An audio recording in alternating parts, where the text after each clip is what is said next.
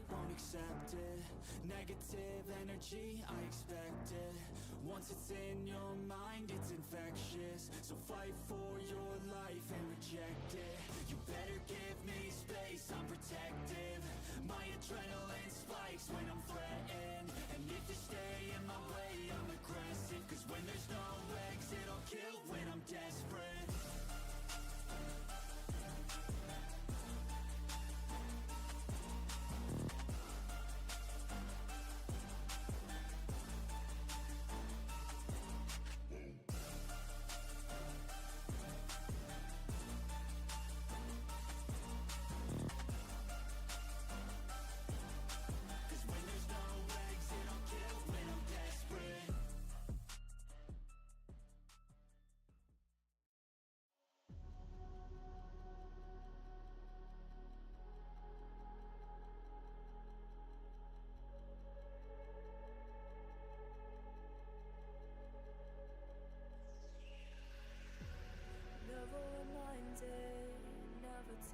I've created a new dual disk that will completely change how we play the game. Go! Neo Summon!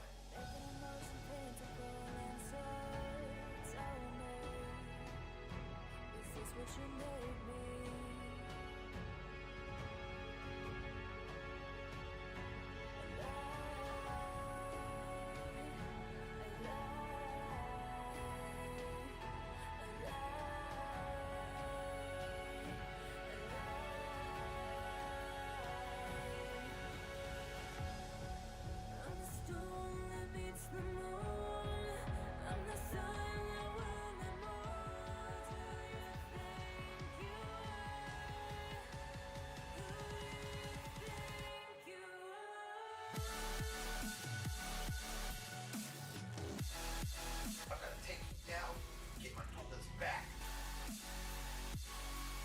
Destroy your master!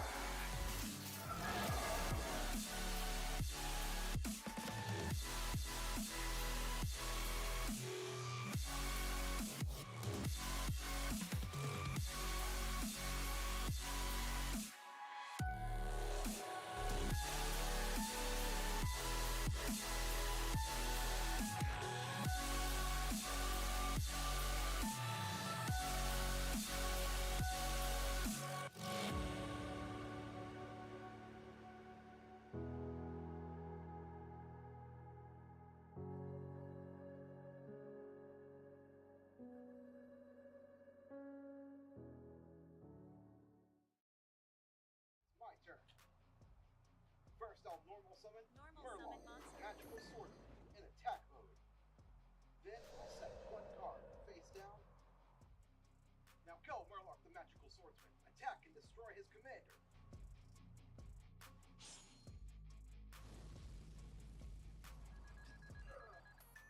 You'll pay for that. You destroyed my Space Patrol commander, but he'll be back. My draw. I'll activate Monster Reborn in my spell and trap zone. This will let me special summon back my Space Patrol commander. When you activate Monster Reborn, I'll activate my face down card, called by the Grave. This will banish your monster and prevent you from being able to revive it. What? Called by the Grave? I guess.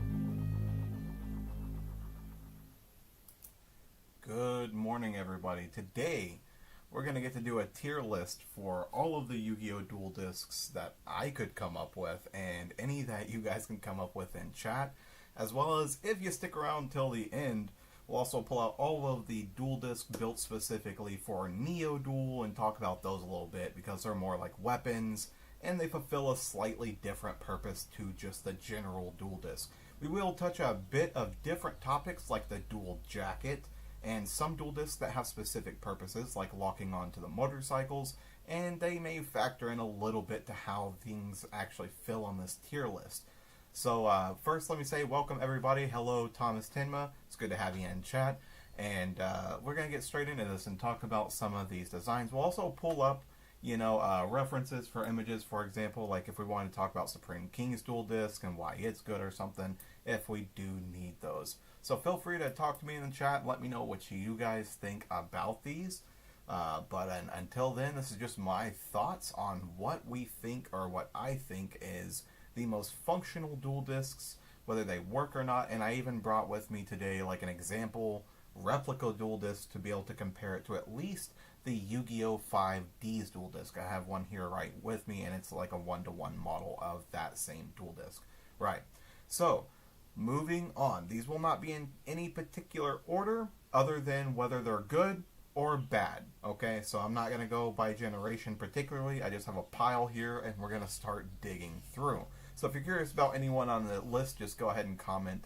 Are Rush Duel Disk on here? Yeah, absolutely. They're right in the pile somewhere, in this little gray blob here. There's a series of Rush Duel Disks. Here, we'll start with those. Let's talk about the Rush Duel Disk first. Why not? So this is the design for the Yu-Gi-Oh! Rush Duel Disk. And no, I'm not using like a tier list program, guys. I'm using Photoshop because I'm too cheap to pay for that shit. So, what does the Rush Duel Disk do? Overall, what is the design? Now, I realize this is the model with 5 zones, but typically this has 2 less zones, and it's more shaped like a 7. It's kind of like for the anime. This thing kind of functions similar to the Zexal Duel Disk, in my opinion, where it's got a deck box and a separate wing or wing device that kind of clasps on and can be like built upon, kind of like you see this one. Overall, I'm actually going to put this one pretty high up there. Personally, I've seen the real toy models of these that are one-to-one in real life.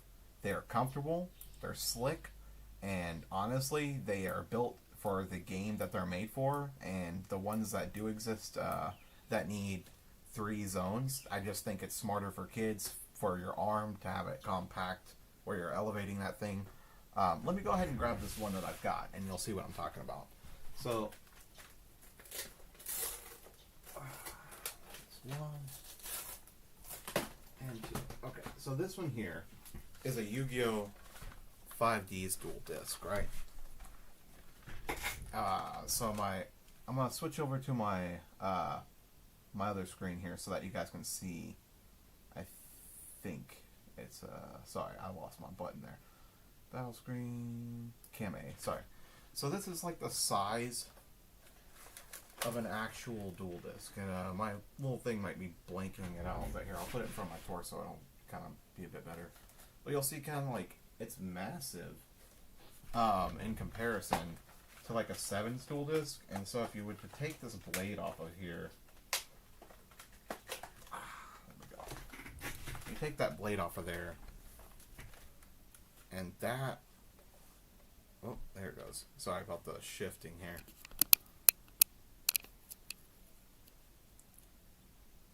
It's about that big, okay? So, quite large. That's just right up against my chest, and so, just without the blade, the circular part is usually quite big. So we'll get back to the Duel Disk screen, don't worry.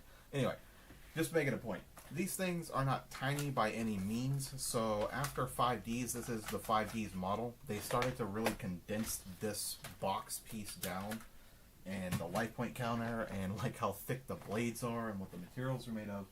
So yeah, that's the reason my opinion is what it is. On the later Duel Disks probably might get a bit of a better grading just because they are being designed better. But we can also kind of go in the opposite direction and judge Next up, the not originals, but let's talk about the DSOD, or Dark Side of Dimensions dual discs. Now, I have two opinions on these, and they're the opposite. He said, "Are Rush dual discs?" We just got those ones. And then dual disc versus live stream background in the wind. Yeah, so basically my opinions on these two is kind of the exact opposite, and it's that the Yu-Gi dual disc is really stupid and the Kaiba dual disc is really cool and smart. And it's probably my first and only opinion that's generally like that, because I'm usually a Yu-Gi character person. But this makes so much more sense than this. This is actually really dumb. And someone did like this really cool hybrid that I'll bring up, and it looks like this. So we've got like this little hybrid one where they fixed it. Whoop, I did too much. So anyway, they fixed it. And basically, it doesn't do this. Even in the movie, this did not make a lot of sense to me. When it folded over and flipped out, I was like, why in the absolute hell are you going to build a dual disc that does all of that when it's this compact and already does all of this?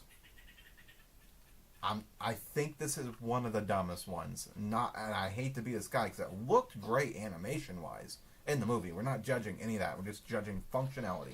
When you're talking about your deck box being here, and the blade folding out, and a good chunk of it going past your elbow, as someone who, uses these as props and builds them and stuff, you don't want to be playing things like this over your arm, especially if you're a small person with small arms or you're a kid. I guess Yugi had some guns back in the day. They did like to animate him kind of ripped in that movie, but that doesn't mean that this isn't poor design. You know what I'm saying? This is garbage design. This was Kaiba's stupidest idea, probably, but this was one of his best. And I'm going to harp on this later about the dual jackets, okay? Because we do have those on the list. But this was the correct way to do a dual jacket, okay? It was integrating the dual disc as not an actual wing. So this would project a hologram. This would project a hologram. Those would both work pretty well. So I'm going to go ahead and rank this one. I'm not going to rank it super harsh, but I am going to say it's like a D. It's not unfunctional. It's not completely bad. It's just really stupid. So I'm going to put it down here. And then this one, the fan-made one, I'm actually going to put a few ranks above, because this one is a dual disc. And it's pretty much an OG dual disc with the DSOD skin. So I'm going to give it a B. Good solid B. For Kaiba's dual disc in the scenario, because it's completely functional, I mean, it's a little goofy looking when you talk about like just walking around on the street with it. But also if you watch like Battle City, where they're just walking around with these big blades on their arms, didn't really matter. But functionally, real life wise, I think this one would be much better to actually be wearing. It looks much lighter. Looks like it actually would involve like the AR technology a lot better. So we're going to rank Kaiba's here in the A tier. I honestly think this is one of the better ones. I know not a lot of people are going to agree with me on some of these opinions, because there's going to be a lot of like fan opinion. But this is just based off of functionality, right? Like, so how are you actually going to use this in real life? Keep like playing a prolonged duel. How long is a duel for you guys? Sometimes it's 30, 40 minutes. So you're sticking your arm out in the air like this for that long. So I'm just saying, like, this is a smart idea, because you don't got to do that. Even in resting position, it's not great. So that's kind of why I like the smaller, slimmer designs. So let's move on and talk about the original, or not original, but the Millennium Dual Disc, if you will. They didn't really call it that, but we're going to call it that. Now, this thing's design, you had 3 eyes on it, essentially. 3 eyes of protection, which is a little Eye of Horus, or the Eye of Protection. And you would summon the monster spirits straight to the dual disc. So this acted almost as a portable Millennium tablet. Remember, that was the thing that they would, like, raise up, and the monster would come off. It was like a giant stone card. So essentially, they got rid of the stone cards, and this part became kind of like your deck area, and this became your summoning zones, and you only had 3. So if anything, this is like the original Rush Duel or Speed Duel Duel Disk, but also the predecessor to all of, you know, the idea in the show was that Kaiba Ancient still made these kind of like or something. Yeah, it's crazy. So basically, this one is actually kind of cool, but my biggest beef with it is that these were supposed to be made of like stone or something, or like brass or bronze. Like they were definitely made of something not, you know, new age, space age material. And what light material could this have been made back in the day that would have been functional is maybe a very, very, very light, I don't think they had tin yet. I can't recall, because this is 5,000 years ago. Okay, so this is before certain metals were even a thing. So I don't think they had any mature like light metals to use to make this thing functionally. So, and if I recall in the show, we can actually look and see what they were made of. Let's find out what these ones were made of. Dual Disk. Let's look up. I spelled that wrong, probably. Millennium Arc. They know which one I'm talking about. We just gotta find it. Was it the Millennium World Arc? Is that what I'm thinking of? Millennium World. What? Get out of here. Okay. Well, okay, so I'm not going to sit here and make you guys sift through my Google searches, but as I recall, I did read the Millennium World arcs, and these were meant to be like the stone tablets, essentially. So we're not going to get too overthinking with it, but these were stone tablets. The wings would slide together and apart to actually like fold it completely back on the forearm. So functionally, they were cool, and they definitely made some sense. Function-wise, my biggest beef with them is kind of like my biggest beef with him wearing this giant hunk of gold around his neck all the time and not having a hunchback. You know what I'm saying? It's just suspending my disbelief for how heavy this would actually be, and that's my biggest issue. So unless they had some sort of metal alloy to make this out of that wasn't heavy enough, because that's like the size, that's bigger than the head of a battle axe that he's just hanging off his forearm. Arguably heavier than any other dual disc here, other than possibly Jack Atlas's dual disc, which we'll get into. But his is built smart, so we'll talk about that. But overall, if I could get over the metals thing, I think I would put it in B tier. Not only because the design is smart, it looks cool. It changed the mechanics for the game to make it fit the dual disc. And it kept the design elements that made a dual disc what it is. So I want to say it still is one, and it works, so that's good. And also, if you guys have any suggestions, yeah, that would kill your wrist. Exactly. How are you going to hold that up? And they showed scrawny Yugi holding that up, not even buffed out DSOD Yugi. So, I'm just saying. Tim must have, yeah, exactly. He must have had some extra going on just to be able to lift this thing. So it's kind of crazy. And actually, you know, if you want to get into another crazy one that's just like a big hunk of nothing, it was this one here. So this one was used in Yu-Gi-Oh GX, and it was used by a pirate dude, or like a captain sailor dude. And basically it was really corny, and he used this like gem-encrusted dual disc, and it was kind of dumb. Really cool and flashy if you're into that kind of stuff. Like, I do like these intricate designs and stuff, and all the little spheres and stuff. But the thing is, I can't knock it, because it still is functional. It's still just a Yu-Gi-Oh! GX dual disc. Which my only complaint with the GX dual disc was having a lot of the wing behind the forearm here. But I digress. They did a lot right by like allowing you to cock this forward. A lot of these dual disc designs put the cards, spell and trap zone on the back, but this was just something they did to quite a few of them in like the animes and stuff like that. So I don't want to discredit it for something that all of them are going to do, especially if it's just the writing style or the animation style. You said it isn't just it's just a reskinned GX Duel Disk. It's basically just like this Captain Dude's Duel Disk. And so I'm not going to knock it just because I don't really like it. But I am going to put it maybe in like, I feel like C tier. Because I feel like it would be heavy. I feel like it's a little impractical because the GX Duel Disk already looks kind of heavy. But the design isn't terrible. And it really is just a GX Duel Disk. And since we're going to get into that, let's talk about the GX Duel Disk since it's up next anyways. You like the LG Duel Disk? It was sick. Yeah, dude. Battle City was a lot of people's favorite, and I don't blame them. I literally found a 24-hour Yu-Gi-Oh channel recently and just rewatched all of Battle City randomly for no reason. So, like, as my background noise. So this is a Yu-Gi-Oh GX Academy Red Disc. So this is given to someone at the end of their, or when they, I think it's when they progress to a certain stage or whatever. Anyway, and they have them in all 3 different colors for the 3 different academies. I do not recall the circumstance for this one. I think it's from one of the games.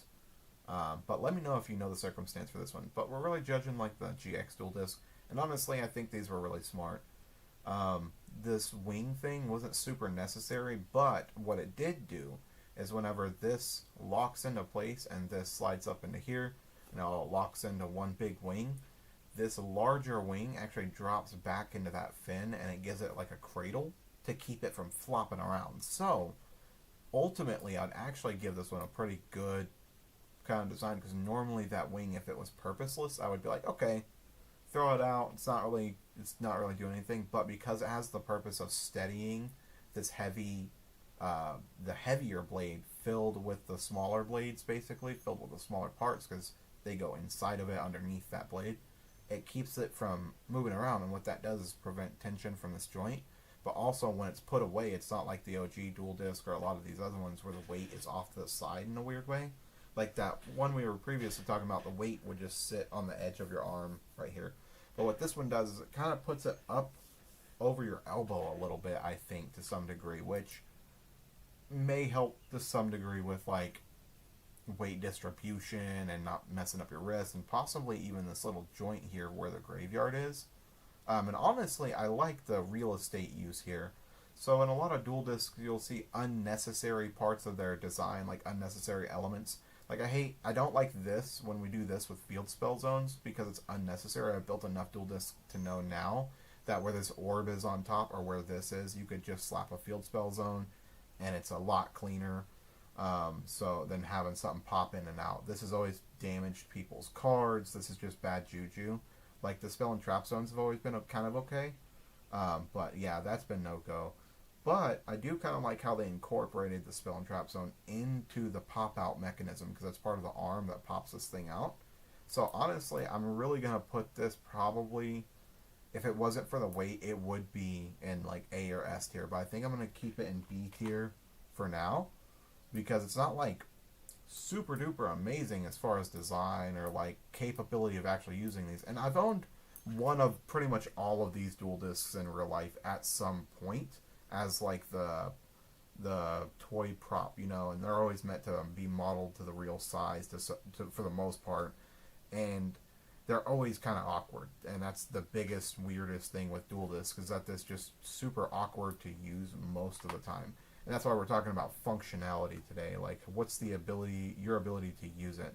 But since we're on some GX dual discs, let's talk about the Supreme King and Dark Jesse up next. So I'm talking about how to get drank. Alright. And then we also have like the Gravekeepers one to talk about. So we'll get in here. Supreme King's dual disc is actually pretty fire. Let's not lie to ourselves. So what this thing does is it actually starts out as a disc, and all of these little horns spin around and then spit these blades out. And I think this is awesome. This is not only a redesign, it actually turns the dual disc back into a disc, and they fit everything together well. Not only doing this, but like removing certain parts of the dual disc, just like when you have a heavy sword, putting holes in it removes some weight. This is clever for removing weight. Remember, the dual disc is only meant to hold up paper. It's meant to hold up cards. So it doesn't need to be like extremely thick and crazy like a lot of these designs go for, or like bulky. It really needs to be light. And what this does is whenever the dual disc is put away, it acts as a shield. And we have carried shields for thousands of years at incredible weights, and this just basically makes a small round shield when it's all folded up. It also doubles as like an extra armor piece almost for the Supreme King. I think this one is honestly what our first S tier of the day, because not only does it incorporate its design, it's functional, it's intimidating, it does everything it's supposed to do, and I don't see a lot of flaws. I think you could argue that maybe all these joints could make it break or something like that, but I'm arguing that this was probably made of some durable material since it's the fucking Supreme King's dual discs. But, that being said, let's say a powerful force did meet it here somewhere in the joints. I believe that would be its only weakness, but everything else about this screams aura. Okay, so we're going to put that in S tier. Okay, Supreme King, you get the first S tier. You said Arc V would be like C, and B you say would be like, yeah, I feel like, yeah, we'll get straight to those. I don't want to spoil them, but yeah, we'll definitely get into like the Arc V dual disc. And I kind of separate them a little bit by like not who's using them, but how they're being used as well. You said throwing out by 10 cents, the Crashtown Arc 5Ds got the special dual disc that look like gun. Yeah, I think I need to add both the Crashtown Arc dual disc to this list, which we'll do at the end, and then also we'll talk about Axel Brody, so don't let me forget about gun dual discs at the end. That's really important. It's probably made out of bones. Right, yeah, the bones of his enemies, dude. No kidding. Dude was kind of hardcore, but since we're talking about Supreme King, I figured who better next than to talk about evil Jesse. I think he uses the like Crystal Darks or Rainbow Dark Dragon and all that. This dual disc is an amazing design. I'm actually going to pull it up even more. So it has a split element to it, right? So it's going to unpixelate. You see there's a portion of the dual disc he's actually wearing on his hips. I think it's like part of the generator or something like that. I don't remember if he actually puts any cards into these slots. But you can see all the elements of the dual disc are here. There's like a grave zone, field zone, deck zone, and all 5 spell and trap zones. My biggest argument with this dual disc is that, okay, so I've built a winged dual disc that folds out like that. And the problem is why this doesn't work for Jesse as well as it worked for, let's say, I'm going to zoom this out just a little bit so I can see the other one. So do you remember the Millennium dual disc? That one worked because it didn't need spell and trap zones, which means you're not putting spells and traps underneath fan blades, basically. This guy here, because his dual disc has this design where these are kind of behind in this way, I think that's kind of the wrong way to fold this. I really think these should have folded blade forward, blade forward, blade forward, and then it might have actually looked more intimidating. So the blades are backwards, in my opinion, functionality-wise and everything. They could, and the sad thing is, even though they're backwards, if I could fix this in Photoshop and show you in like 10 minutes, but like basically, even though these are backwards, they could have still made this exact design where they fold up. See how it perfectly folds over the back of his arm? That's smart. That part's good because then the weight is in a good spot, but now when he folds them out, the spell and trap zones are all on the wrong side, and he can't imagine having to like stuff them in this way on the curve of that. It's gonna be ridiculous. So my solution would be fold this around, put the blades to where they just do the same thing, but fold all the way forward to where they're actually facing out, and then your spell and trap zones are capable of being gotten to. But I digress. I love the design of how it like folds in a wing and all sits up on the top of the wrist. This is a really cool design overall. The character design is cool, but it's one of my favorites, but I try not to like factor that in too much and give him too much credit. I'm trying to be actually fair here. But I don't know what these do, so they do look cool. They add some element of like maybe this has some extra power or something, But even though most dual discs don't do squat as like an extra feature other than like 5Ds most of the time. But I digress. This I would probably still put in like an A tier or like a B tier. So, um, I don't know, man. It's tough. I think it's cooler than the average disc. That spell and trap thing has kind of got me screwed up though, because I just don't like that. I think I'm gonna keep it in B tier. As much as I like the overall design, I think it's fair to keep it here because the functionality of playing spells and traps, how often you're putting those cards down and then picking them up, you just don't want to be dealing with like having it in an awkward spot. It needs to be ergonomic and feel good to play cards. You said it's probably made of bones. Imagine playing Mech Knight with this dual disc. Yeah, what are even columns? So a cool way that people do solve this, by the way, when you have a dual disc that has an irregular design, the columns actually have imagine like a serial number in game. So if it's running a program, the program would know what column it is. You, the player, would have to know which one is your 1, 2, 3, 4, and 5 zones. So like that would actually be an interesting way to build a confusing ass dual disc to fuck up your opponent and play them all in weird spots, because the program would always recognize column 1 as column 1, but if it's being processed through like a different controller, right, we're all playing the same game, is using a different remote. So if I'm using this remote and you're using this remote, then basically they're different designs, but they run the same program, right? More or less. Bad analogy, but hopefully you get it. So that's kind of like all a dual disc is. It's a device for running the Yu-Gi-Oh card game program. You know what I'm saying? So it has to do that well, and it has to register cards well. We're just assuming they're all registering cards. We're not getting that complicated today. But yeah, you definitely they do have to kind of like all be able to be function within their universe and their game and stuff though too. You said its Yubel deck is on the left. Yeah, probably. Make it easier to figure out, but then it's been playing Yu-Gi-Oh! Yeah, in 2007. Happy and Blue Eyes is doing so well. Yeah, that's true. I think they got a YCS recently, and they just got that new Tactics box or whatever the hell it's called. Alright, so, my bad. We're moving on. My bad. So next, let's talk about Dual Jacket, since we're already in GX stuff anyway. This is probably the ugliest fucking character design you've ever seen in your life, but he's using an actually interesting piece of innovation that sucks. I know a lot of people are going to hate me for this, but so I built 2 of these functionally. Same scale, same size, stuff like that. And the problem is not necessarily hanging the dual disc like a guitar, which is kind of okay. I've made a hip-mounted dual disc before, but it's the deck box. Drawing decks or cards off your chest is just weird. The deck box in this scenario should have been mounted on his wrist.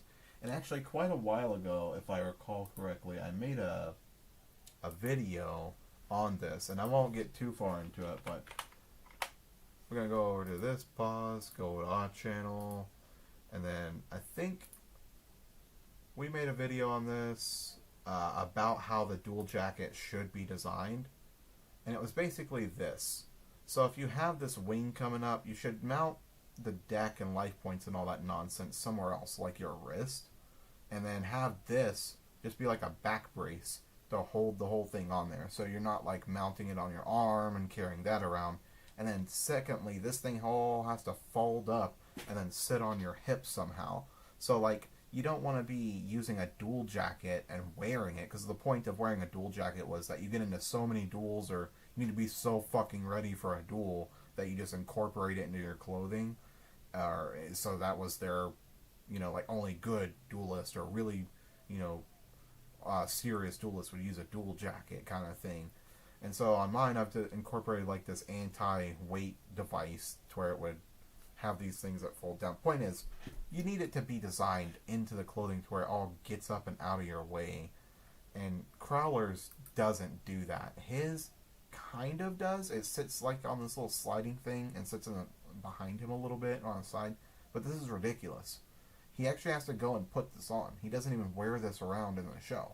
If he wore it around all the time, I might say, okay, maybe give him some points for that. But this is fucking stupid overall. In real life. It's a cool thing to make like a guitar dual disc, which we will get to. I do have one of those on the list, but this is ridiculous. I think Crowler's dual disc is quite awful, actually. And I think it was made as a really cool, like, design innovation thing, but as a practical dueling device, it's not practical. Imagine, okay, so like a normal dual disc sucks, yes, because you have to like wear a whatever pound weight around on your wrist, which isn't going to be good most of the time. But this one, you wouldn't be able to sit down with or move around with. You'd only ever be able to stand. It's just such an awkward blade. It's not like wearing a thin sword on your hip where you could just sit down, or wearing a shorter than your spine sword on your back where you'd be able to sit in a chair and it not bother you. Yeah, I think this is just not practically designed. I think it was a really cool idea to push forward to say, what could we do outside of just making wrist-mounted devices? And if they had gone further with it, I remember Titan's characters being kind of like the Supreme King's dual disc, where it was more like a webbed Batwing type thing, but he still had the deck box on his chest, which is just stupid. If you have a big blade in front of you and you're trying to draw cards off your chest and play, it's just awkward. It doesn't make any sense. So we're moving on. He said C tier. Yeah, it's not so good. Did you know that character is the same voice actor as Goku? Really? Really? Is it the dub character? I can't hear nothing because I am the deaf. So I didn't know that. The only thing I know about Dragon Ball's voice actor is that the dude that did Evolution for Piccolo got so upset that he did Dragon Ball Evolution that he ended up doing Zamasu's voice in the English dub of Dragon Ball Super. Absolutely crazy.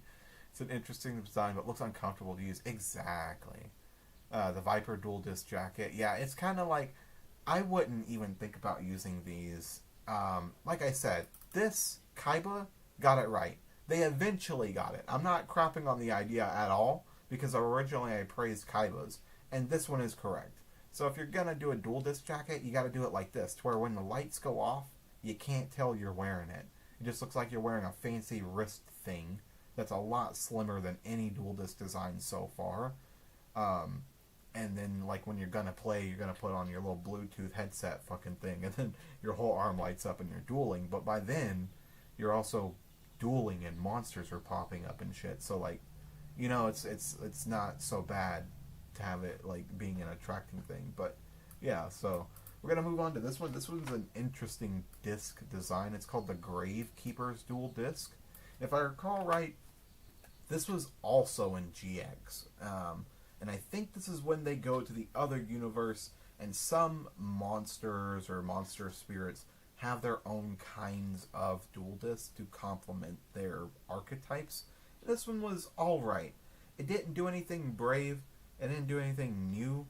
It did have kind of a neat design, but it had a lot of stupid elements to it, like just this and this, adding weight to it. So not very practical, and you couldn't actually see if a grave existed on it, at least not from this picture, not in my opinion.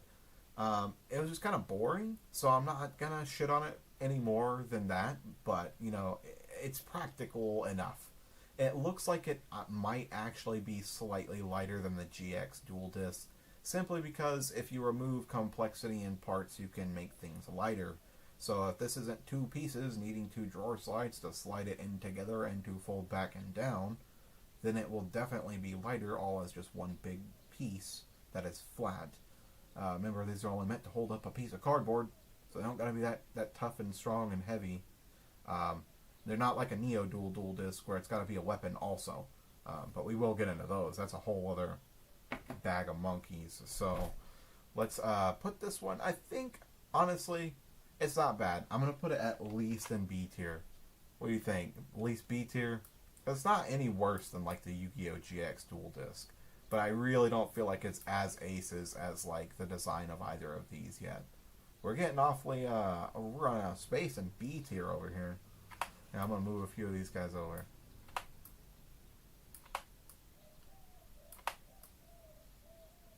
There we go. The Chaos dual disc, man. Alright, let's talk about the Chaos Duel Disk from possibly one of the best filler arcs known to man.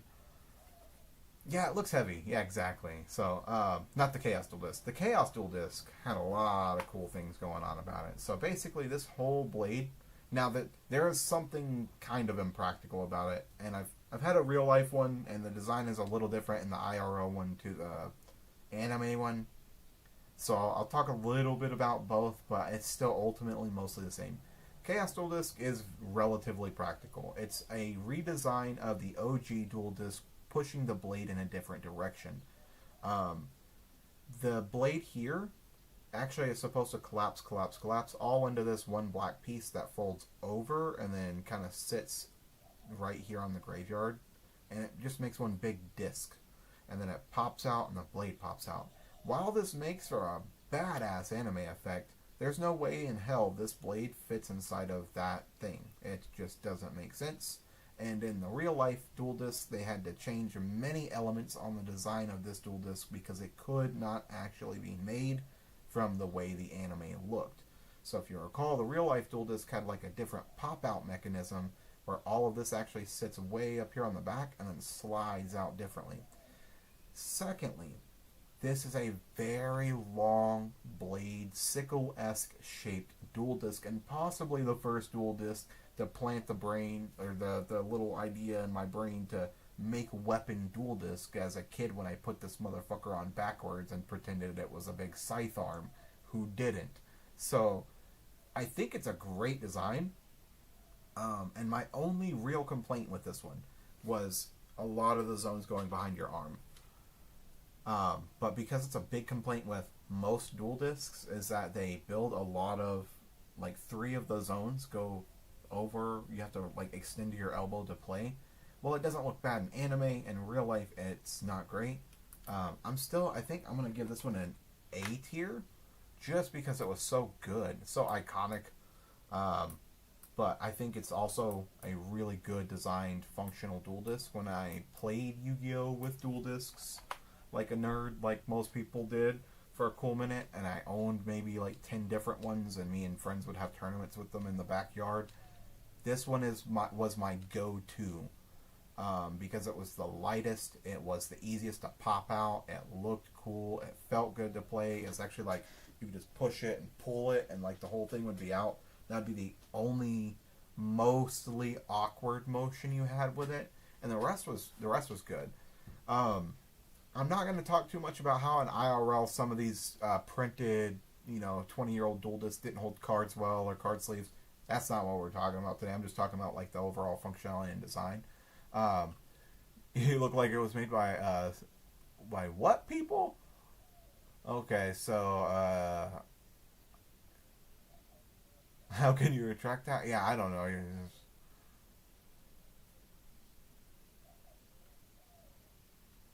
Yeah, synthetic Duel Disk, that'd be kind of cool.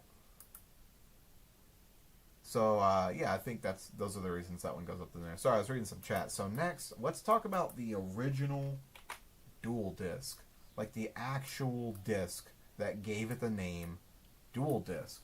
This one was used originally by Kaiba and Joey in an episode where Kaiba returns to Pegasus's island, and Joey decides to talk some shit, and Kaiba duels Joey with this technology, and the idea was that this was the start of not only being able to have a wrist-mounted device, but also that the duel monsters were now able to be felt outside of a shadow game. So basically, Kaiba had perfected the ability to make you see, feel, hear, and smell, yes, you heard me, smell, your monsters somehow.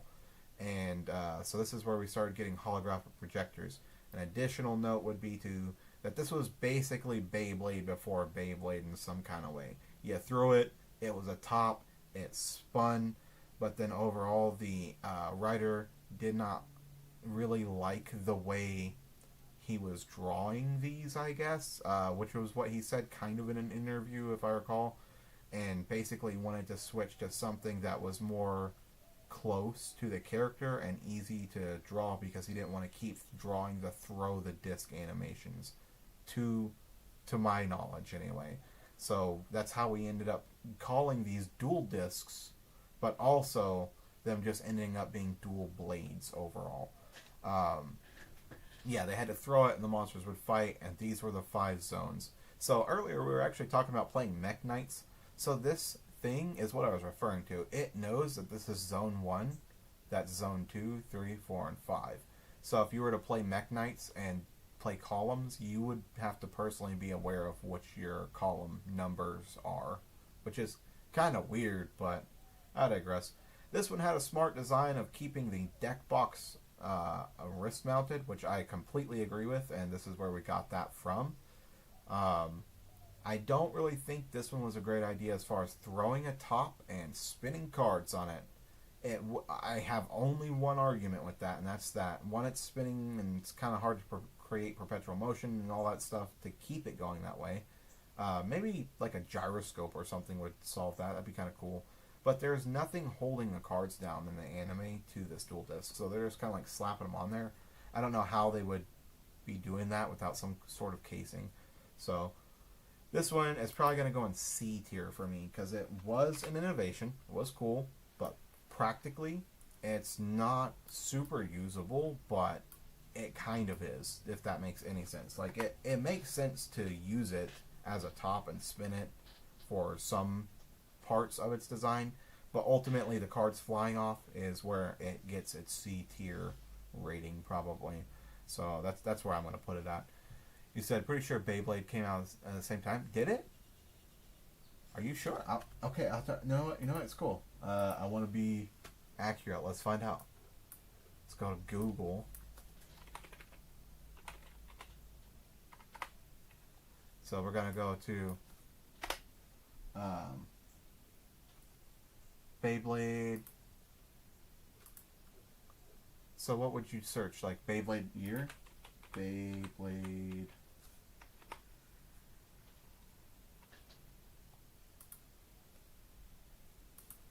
release? No, not the new one. Original. Goodness. July 1999. Yeah, so Yu-Gi-Oh came first, my guy.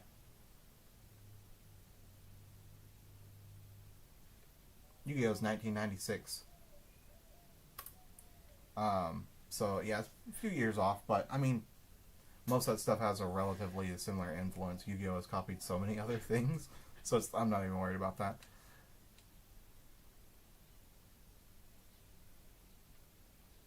Made 3 dual discs out of cardboard so far, and seen some yeah, make some like short videos or something, and then when we do I'm gonna do a Discord soon. I just need to get a Discord manager and help get some stuff set up. But when you do, if you guys make videos of like the dual discs you're making, I'll try to make a place where you can share them. Everybody can kind of get ideas from each other on how to build. You know, Rex Goodwin's prototype. Oh, that's what you're talking about. The prototype ARM disc. That one's pretty cool. Yeah, we'll definitely bring that up here at the end because I want to fill up this tier list before we end. So next up, let's talk about the Yu-Gi-Oh! Zeal or Zexal dual disc. Alright, hold on. I think people are going to hate me for this one. I think it's S tier. I do. I think this is one of the best designed dual discs of all time. Similar arguments to the Kaiba dual disc, but this one you could actually probably reach all the zones on the dual disc. They folded upwards so it made sense to be windproof. You don't need it to be a flat blade for your opponent to see your cards because they're being projected by the dual disc. It had a monitor to not only monitor your life points but card effects, basically a built-in UI and HUD for the whole damn thing. It split into multiple parts including a deck box field and tablet, so it actually fulfilled multiple purposes. The deck was drawn from a slightly awkward spot, but nowhere different than around where it should have been. So like just rotating it to here, not bad. I don't think any of this dual disc is bad. It's really hard for me to argue to say that this one was one of the bad designs. I didn't have a big fan base for Zexal the show. I like a lot of the Zexal monsters like XYZ summoning, but this dual disc probably had like one of my arguing points for myself to watch the show when it came out. because for me it was like, okay, they at least got this design element right of the dual disc. I didn't like the character that much of Yuma, but because I didn't like some of the dubbing. Like, I have like 11% hearing, and his dubbing for his voice fucked up the 11% I had left. You know what I'm saying? Anyway, but I digress. This was smart. It came also with an AR dueling device, and this was a little bit different, as the AR and the Zexal dual disc, to my knowledge, didn't affect any like normal people just walking around trying to do their day. It was more like having some AR glasses nowadays, where maybe you and other people with the same technology could see the duel monsters. So it wasn't like duel monsters were stepping in the road and interrupting traffic. You could literally duel them anywhere, and it would turn that area into like a duel zone. So I think this has got to be at least A tier, but I'm not gonna lie. I think I'm gonna put it in S tier. I just think they're really smart. It's really hard for me to find an actual flaw with this particular duelist. Sorry, Kai, we're kind of of your little face. Get out of here. I'm shrinking down now. Alright. Let's talk about the original dual disc, I guess. Let's go ahead and get that one out of the way. For the most part, this is so classic of a design that I'm going to have to try to be non-biased, because this is such a cool looking dual disc. It's so unique and different from just about anything in anime up to it. This thing practically invented the idea of making nonsense that you need for your special game outside of Pokemon. Like Pokemon, you had Pokeballs, but in the card game you didn't have squat, and a lot of real life things didn't really do this a whole lot until people were starting to say, well, every anime can have a toy come with it. This is 1996, especially over here in the West, 2001-esque time when we were getting this stuff. I don't know, I think this was one of the coolest designs, so I'm going to have to try to put that out of my head while I just judge it for its practicality. One, they were massive. That's not great. I'm assuming, hoping, that they would be made of some sort of lighter alloy to keep them from being so heavy, but they were absolutely massive. And if you've ever wielded anything that's meant to be wielded, like an axe, they are only maybe like 6 pounds sometimes, but even controlling the weight of that is awkward sometimes. So I think mounting that to my wrist and or elbow area is just kind of awkward. I never liked where the graveyard was actually put. I always preferred this card slot design to go the opposite direction. So the graveyard should have been facing this way. Good example, you look at any character holding a dual disc and they're doing this, which means you should drop cards down like this, not stuff them upward. Anyone who's ever played with a real dual disc has definitely dropped a deck of cards out of that motherfucker, and that is why. They're not built with gravity in mind and ergonomics in mind. Really, the deck box should be cocked to the side a little bit, kind of slightly angular at very least, because that would basically mean that as you move your arm up, down, sideways, it probably wouldn't drop your cards at all. Big thing I like to do with mine now is building the graveyard right underneath the deck in a second slot. So that would have been a good way to hide it. But overall, this half of the dual disc is designed very smart. But this needs to be up here, and this needs to be way further up. If anything, I always thought that the dual disc design was actually backwards, where the 3 zones should come out way further in front of your arms, so that you could play cards right in front of you. It's kind of why Neo dual discs are designed to be swords, so you can hold them out in front of you. It's more akin to playing on a table than to playing kind of like cocked off to the side at a table. Like, it doesn't feel the same. I will say, though, for their functionality, we've been using this dual disc type for 20 years. You know? So I'm gonna have to put it at least in B tier, maybe in A tier. I see you guys saying, yeah, exactly. I think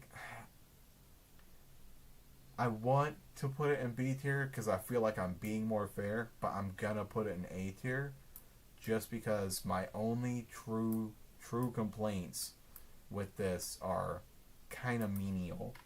This didn't ever really stop it from being playable or usable. by millions of people. There are dual discs that had serious complaints from me, like this one being inaccessible to the spell and trap zones no matter how you design it and stuff like that. So, and this one just being fucking stupid. But like this, I have to put it there because my complaints are small. So let's move on to another dual disc. This is actually a 5Ds dual disc, and I need to go and add the 5Ds dual disc to our list here. Which, when we take a break, what I'll do is I'll go fill this up with a few more dual discs from comments. So go ahead and start commenting what dual discs you guys want me to rate in this section, and I'll try to find those images during the break while you guys are watching the, the little break movie, and then I'll add them to the pile. But this is Akiza's dual disc, if I remember correctly, or like the Academy dual disc, right? And these are actually pretty fire. So what they've done is basically improve the design of the Yu-Gi-Oh GX style dual disc and add some 5Ds elements to it, such as you see these zones change, kind of like how they look. All of these dual discs have this big bead in the middle that is completely unnecessary. You see the original dual disc didn't need that, so it's not like it's necessary to get it to connect or anything of that nature. It's just something that in GX and 5Ds, they really like putting orbs on shit, so there you go. It's probably my only complaint with the entire design of this dual disc. Everything is sleek, compact, and has a purpose. You can even see that a majority of the edge of this one would probably slide up and lock into here. The weight would be in the right spot.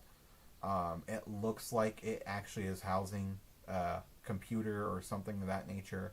It has vents for that computer so that it can have an exhaust. That's smart. I think this one probably has one of the best designs, so I'm going to put it also in A tier. I think the original 5Ds dual disc is going to probably sit somewhere around the same spot as B or A, just off the top of my head. But I digress.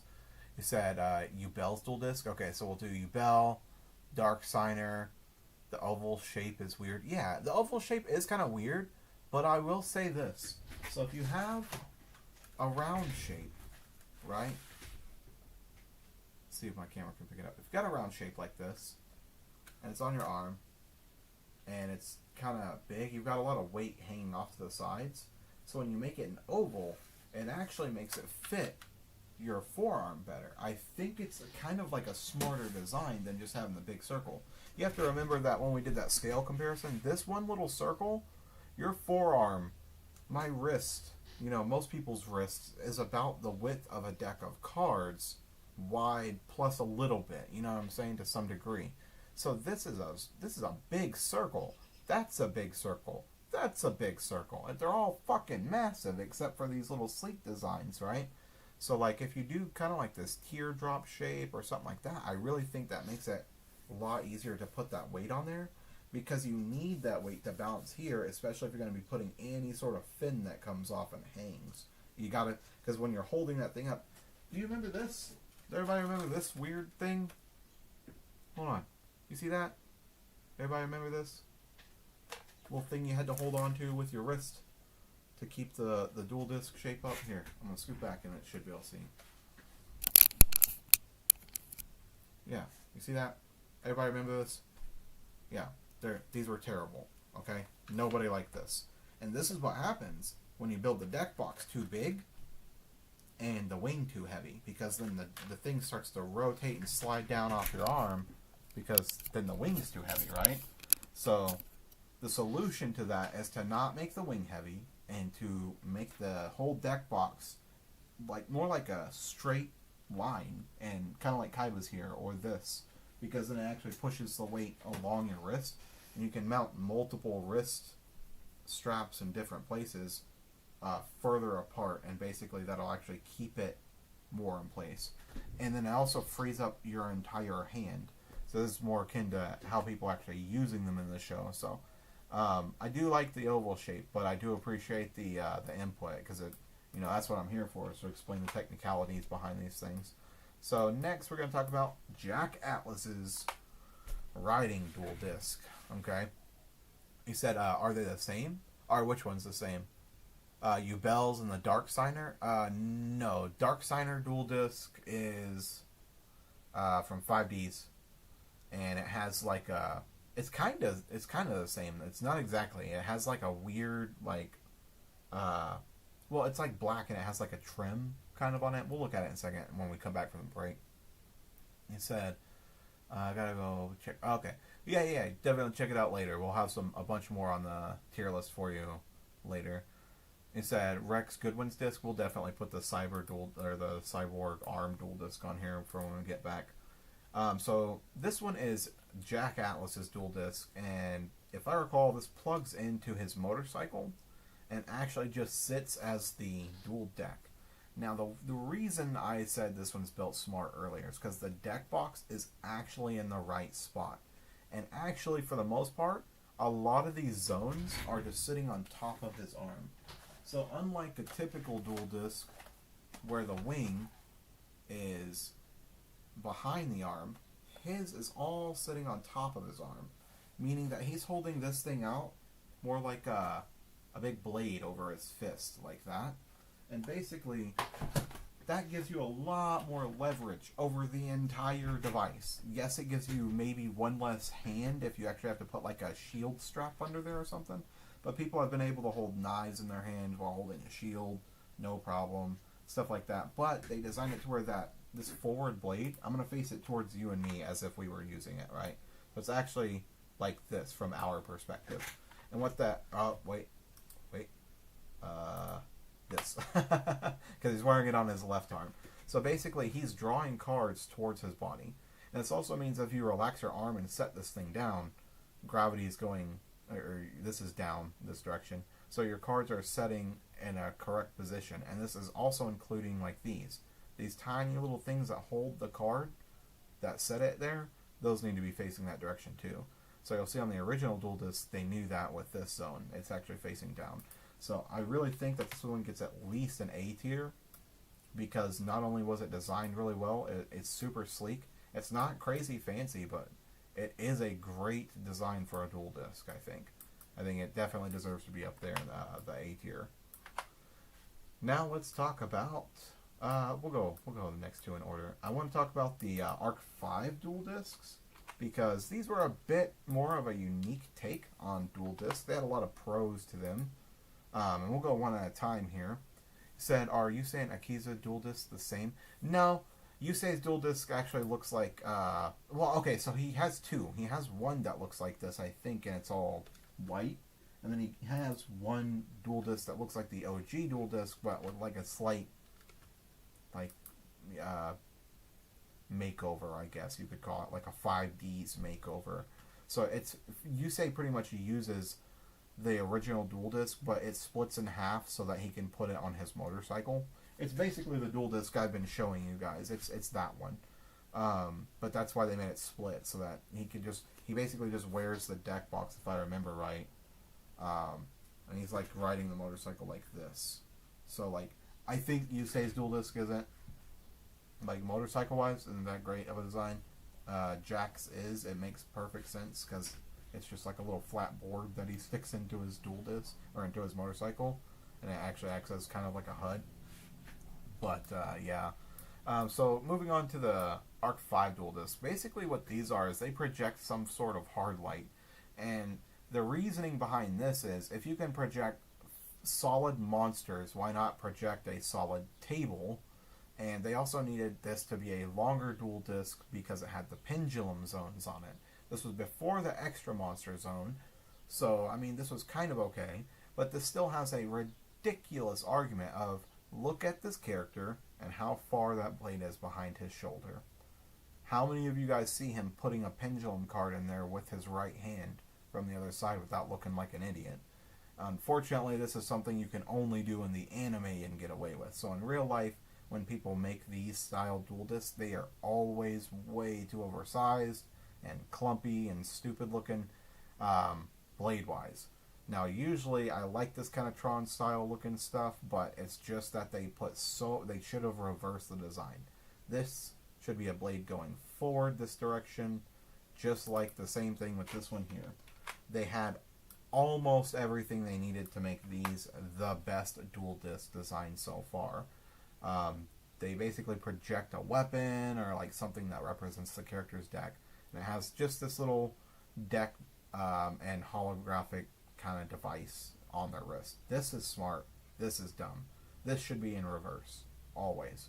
Not only does it put less of the dual disc behind, like your dual disc, you want to stop at your elbow, because that's within your reachable, comfortable distance, especially if you're holding your arm out or up or any kind of posturing, right? So that also puts all your card placements within reachable distance. It also gives you, if this is that type of anime, something to defend yourself with in front of you if you happen to get swung at and it's used that way. But I digress. You know, these were cool, but ultimately they kind of flunked in the biggest department for me, which is practicality. And so I'm going to put them in C tier. Like, I really like the sword thing, obviously, but it's just they don't make a whole lot of sense outside of that. So we're going to put those in C tier, unfortunately. And I really wanted to like the Arc 5 dual discs, and I like a lot of stuff about the show itself, but yeah, that's definitely not one of my favorite things they did. It's kind of like when they ruin a good idea or kind of drag it down a bit. You said Goodwin had Jack's dual disc in the manga, but it was black? Really? Because they had two different storylines in the manga, didn't they? Yeah. Okay, yeah. Okay, so, yeah, that's kind of cool. I didn't know that is it like a reverse version? Like a Chaos dual disc, kind of? So next up we're going to do Vrains. And Yu-Gi-Oh! Vrains had several dual discs that all kind of did the same thing, so we'll touch on that. But essentially, these things are actually way taller than your typical dual disc, but the fortunate thing is this is all a hologram.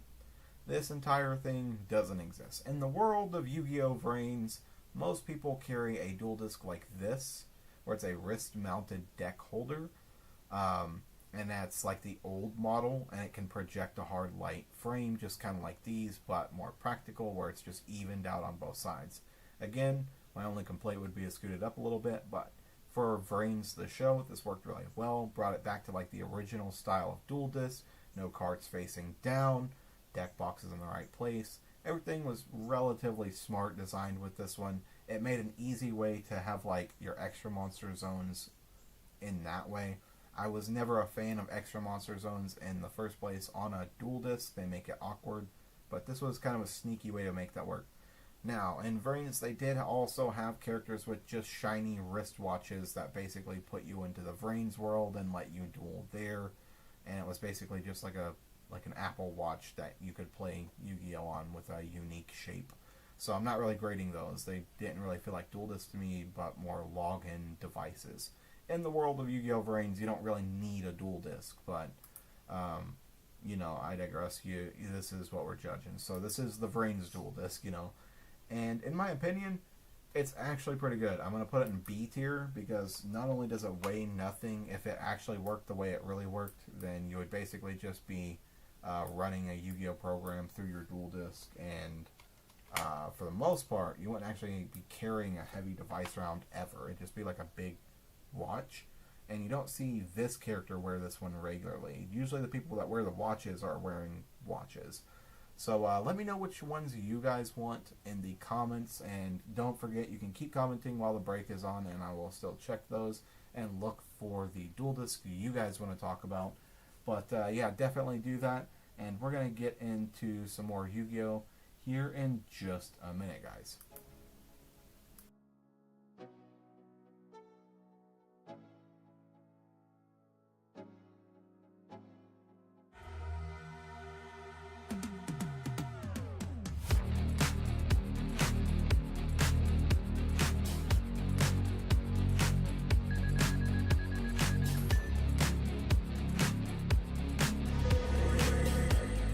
Out of the way, let's talk about what the rules for Yu-Gi-Oh! Neo Duel even are. Why should you play this format? Rule number 1 is that normal monsters can be normal summoned without tributes. This does mean indeed that you can just slap a Red Eyes, Dark Magician, and or Blue Eyes down onto the field without paying tributes. Number 2, normal monsters can be summoned to either the Neo or main monster zone, allowing players to place a normal monster in the Neo zone and then perhaps a tuner or something like that in the main monster Monster Zone, still allowing you to synchro summon, even though there's only one column of cards. Number 3, you can place a normal monster in your extra deck as a Neo monster, which we'll explain a bit more later in the video. This does include any normal X, Y, Z, Synchro, etc. type monsters as long as they do not have a card effect. This one is kind of lengthy, so forgive me for having to read it from my phone. But number 4, Neo monsters cannot be placed in defense mode and they have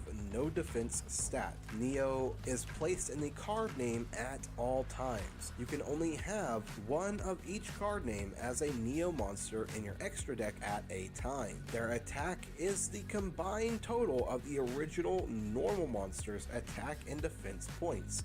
For example, if you had a Blue Eyes White Dragon that you wanted to use as the Neo monster in your extra deck, you would simply place it as a Neo Blue Eyes White Dragon with a stats of 5500 and no defense stat. This is very similar to Link monsters in the way that they operate, having no defense stat and basically just having an attack stat. We'll get to how you summon Neo monsters in a moment in a section called How to Summon Neo Monsters. So number 5 is that you start with 6,000 life points rather than 4, 2, or 8. Number 6 is that you start with 2 cards. So instead of drawing a whole bunch of cards, you're only going to have 2 cards to start the game with. The hand size limit becomes 4 cards, so at the end of the turn, if you have 5 cards, you've got to discard one. Number 8, you can only Neo summon once per turn. Number 9, this one's tricky. When Neo monsters are sent to the graveyard, they're sent there face down. Number 10, the deck size limit becomes between 10 and 15 cards, while the extra deck becomes a max of 5. And finally, if you control no monsters and have no cards in your hand and control no spells and traps, basically if you have no cards, you can draw 2 cards for your draw phase instead of 1. So in addition to being able to normal summon, set, Xyz, Synchro, and do all the stuff that you can do on top of normal playing Yu-Gi-Oh, you can also do what's called a Neo summon. During the battle phase, you may send monsters that have not attacked on your side of the field to the graveyard, whose total attack and defense points are equal to or greater than the monster of the Neo monster that you want to summon. So basically what this means is, if I have, like that Blue Eyes earlier, I could normal summon Blue Eyes.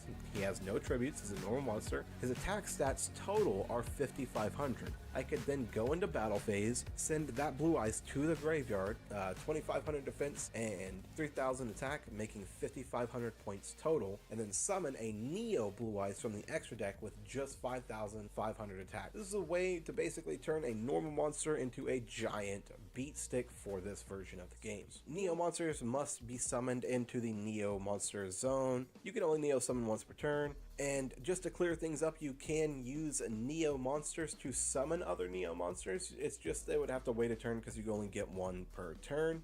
But Neo monsters cannot be used to summon Synchro, Xyz, Link, or other type of extra deck monsters. So this prevents them from getting completely broken by some of the other extra deck monster abilities. And finally, Neo monsters can be tributed for a tribute summon. So you can still get them off the field that way if you find some necessary reason to tribute summon your Neo monster.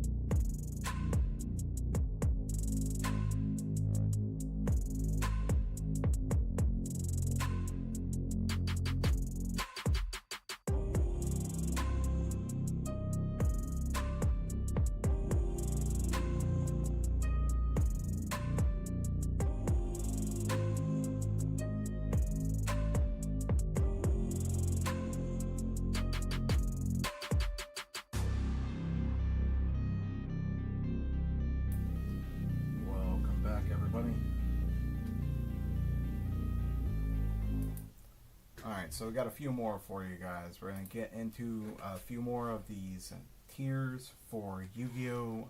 Duel Disks. Now, you guys suggested a few for me, so we're going to be talking about those, plus some Gun Duel Disks, and if we all got the energy for it, we'll talk about some Neo Duel Disks, which will be in kind of like a separate thing because, one, I don't have a bunch of pictures of them, and I have physical props, so... let's talk about some of the Gun Duel Disks real quick. And there are two in particular I think we should talk about, which are the Crash World arcs. And, let me pull this back up. Let me fix something real quick here, guys.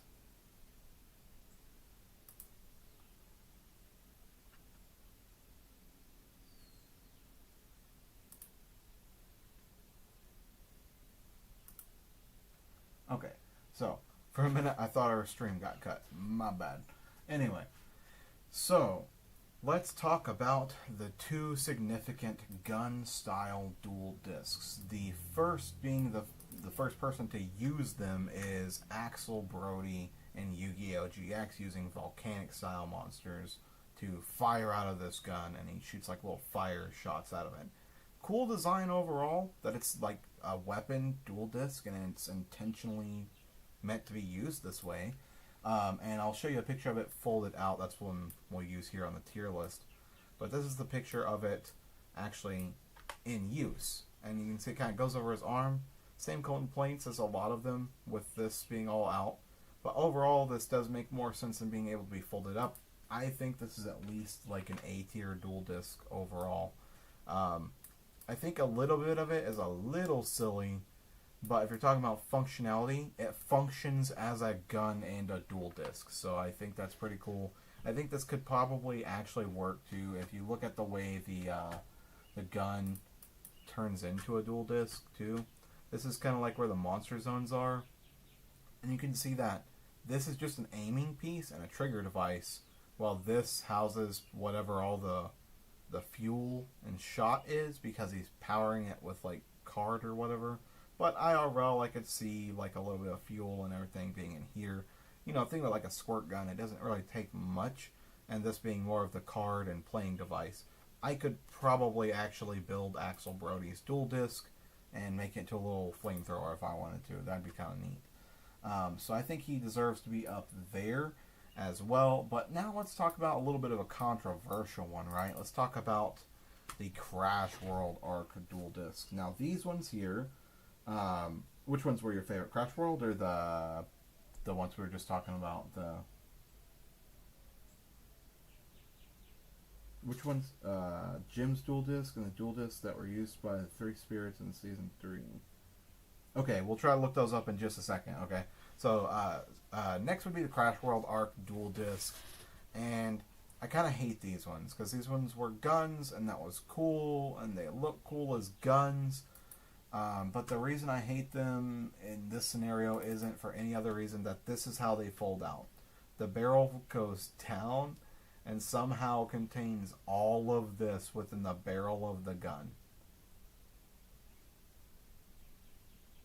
See what my problem is? That's not possible with no matter what technology you're using, unless it's like so far advanced that we wouldn't be using card games to settle our problems. So this one's so disbelievable to me that the practicality and function of this is all nonsense. The only part that they kind of got right is that if you're going to mount this on your arm, you'd have to put your gun this way and mount it down. And, you know, but if this fired anything, it would still be firing this way. So I don't like this one. I don't like this one at all. I think it looks cool, but the gun Crashtown dual disc is really stupid to me. So I'm sorry it's getting a D tier. It just doesn't make a lot of sense.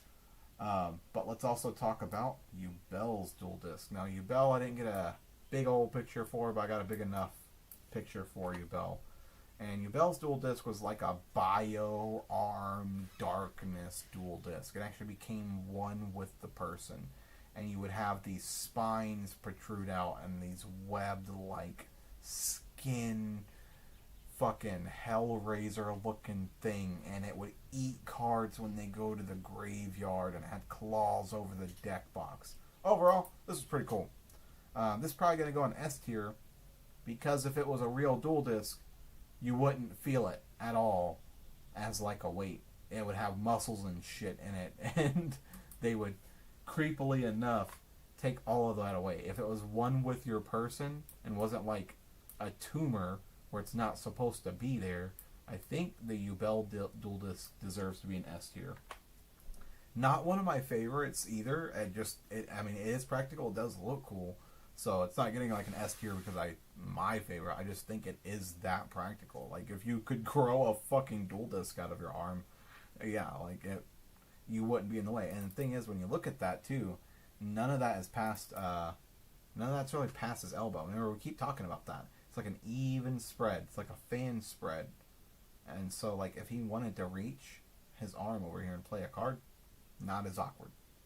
Because you can also, like, I don't know. Like, I just think that's not as bad.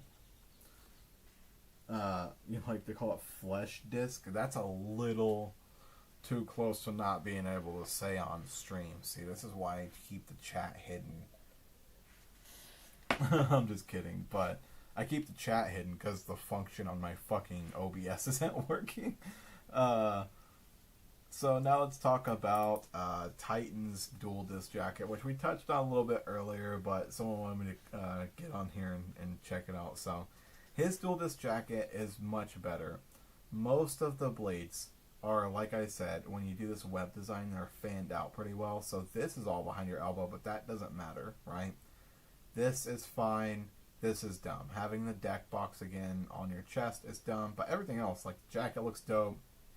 Not really judging fashion here, so practicality wise, this is makes much more sense. The spell and trap zones here, when they're reversed, actually make sense on his dual disc, kinda. So I think this one, out of dual jackets at least, it's gonna get a better grade than Crowley's, because Crowley's is really stupid. But this one at least did some upgrading, so I'm gonna put this one in C. See, it's not so bad. It's alright. Next, let's talk about the dual guitar. So this was in Yu-Gi-Oh! Rush Duels, if I remember correct. It's one of the main characters from that. It's been a while since I've seen the show. Basically, they only play 3 zones. It's like a custom dual disc. She's got the little 7 on the top of her guitar somehow. Anyway, so yeah, this was kind of neat. It had the deck box built in. The truth is, you could actually build this. Building a guitar-shaped dual disc isn't impractical. It would have a strap to hold it up. This is actually kind of smart. Especially if you don't want to carry a dual disc and a guitar around and you're doing both and they're both like a major hobby. I think it's kind of a weird fusion, for sure, but I'm sitting here making all kind of crazy stuff every weekend. So this isn't that far out of the norm to my brain. If like the world revolved around people playing cards a lot, and you could fuse it with something like this, this would be the thing. Something flat. And she made it a flying V of all things, which is kind of dope. But any axe head shape would be good. But yeah, I think this is a relatively practical design. You can see she can reach every zone wherever she would draw. It's not like she would have a problem holding cards in her hand or anything like that. She could probably even play Yu-Gi-Oh! To some degree. Like, it's kind of crazy. This one is a relatively goofy, but since we're talking functional, it's functional enough for me to say it's at least a B tier dual disc. Like, there's no way it's better than just like the Go Rush dual disc because it's fused with a guitar, but at the same time it is extremely functional. Like, it's kind of like with the gun dual disc, in my opinion. If that's the idea behind it and that's what it's supposed to be doing, does it function as both, then yes, then it gets pretty good grading. But it's not like S tier. It's not the best Rush dual disc or anything like that. So it's not gonna get that high on the list. You know what I'm saying? You said Yu-Gi-Oh! 7s? Yeah, it's 7s. Oh, that's right. Yeah. So it's 7s and then Go Rush, right? Yeah, 7s and Rush. So what I did was I played the Rush video game, so I keep calling it Rush, I think, regardless. So they released like a Switch game for it. Now let's talk about Goodwin's mechanical bio arm thing. So basically he like replaces his arm with a fucking dual disk like a G, because he loses his arm, and I've always wanted to use this as a narrative plot, and we probably will at some point, because I want to build one. But this was smart. My biggest argument is the weird bow shape makes it to where it's hard to actually play cards on this. I always thought it'd actually be smarter to have, like, see, this is good, having the hook come towards the side of your body because it makes it easy to reach, but why not have the other monster zones, like, on the other side? Like, it's double-sided. No reason not to, but they kind of do this for the balance, I guess. That would be good, because it'd be balanced, and it would be hard to hold up, but I still don't like the way, because it's forward, the blades are facing forward, so, I mean, he's playing cards like this. It's not that great. Cool design, but not that great in, like, practicality. It's half good in practicality, because half of it is designed really well. But it's, again, this chunk being unreachable is what kills this. The arm popping out isn't a bad idea. I think actually replacing your arm so bad. But if, like, I had my arm lopped off, I would replace this shit with a dual disc. Like, why not? So I still think this one's like B tier / A tier. I'm going to go ahead and put an A tier, but I don't like the fact that a chunk of it is just not there to be reachable. Yeah, you wish they show him dueling with this damn thing. They kind of do. I think they do, like, he locks into a pillar or some nonsense. So yeah, guys, do you have any other suggestions for dual discs? I would be happy to take a look. Yeah, dude, we do have the technology to make a real dual disc. Shit, I do this stuff on the weekend for fun, but it's expensive, and they don't want to put the money into, like, testing the water to see if people will buy it. They're not willing to become like the next Meta Quest, and they don't have the money to do that. No, that's a lie. They got the money to do it. They're just stingy bastards, and they can keep selling this cardboard, and we'll be happy with that. But what they don't know is that they would just figure this shit out and sell us like a cheap $300 dual disc and like an augmented reality Google Glass device. You know what I'm saying? That every single one of us Yu-Gi-Oh players would buy that shit up, even if we had to buy all of our cards again digitally, just so they could be digitally stored on a network that is accessed by that dual disc that you pay for, like Duel Links or some shit, and then you could just duel people digitally without having to have real cards even. But then it would know what your cards are too, because you could register a deck to it, all that stuff. Like, this stuff has been done.